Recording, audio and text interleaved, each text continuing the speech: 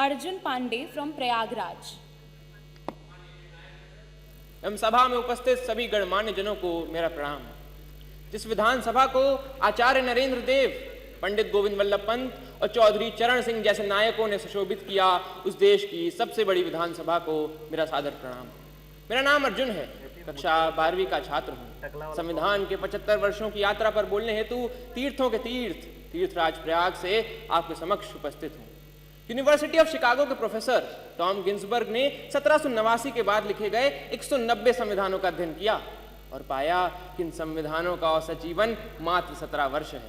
परंतु भारत का संविधान भारत के उत्कृष्ट मानवीय उपादानों का प्रतिनिधित्व करते हुए 75 वर्षों बाद भी आज दृढ़ता के साथ विद्यमान है।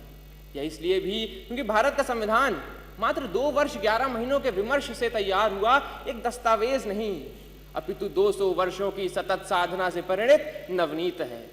ये यात्रा एक राष्ट्र के रूप में हमारी आत्मा का, हमारी सामूहिकता का उत्सव है।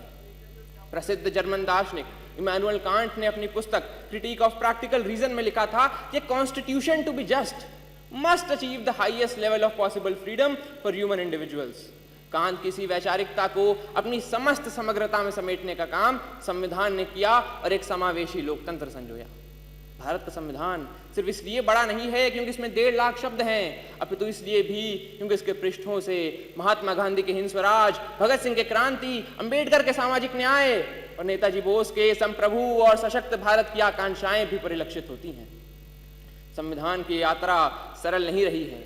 अगर इसने 24 अप्रैल 1973 को केशवानंद भारती निर्णय के रूप में रक्षा का प्रयास देखा तो 1975 में आपातकाल के रूप में प्रहार भी देखा। संविधान हमारा वह दर्पण है जिसमें हम अपने अतीत को देखते हैं, वर्तमान को समझते हैं और भविष्य को गढ़ते हैं। हमें यह भी समझना होगा कि संविधान साधन है, साध्य नहीं। हाँ, वो हमें जमीन तैयार करके तो दे सकता है, परंतु उस पर फसल बोने का काम हमारे ही जिम्मे है।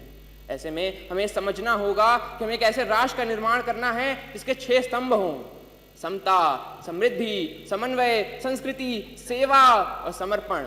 एक ऐसा भारत जहां हर व्यक्ति कह सके मैं भारत हूं और भारत मुझ में। जहां विश्व में तमाम जगह संवैधानिक मूल्यों के लिए, मताधिकार के लिए आंदोलन देखे गए, वहीं भारत में सहजता से प्राप्त मताधिकार एवं मौलिक अधिकारों ने शक्ति का संचार किया।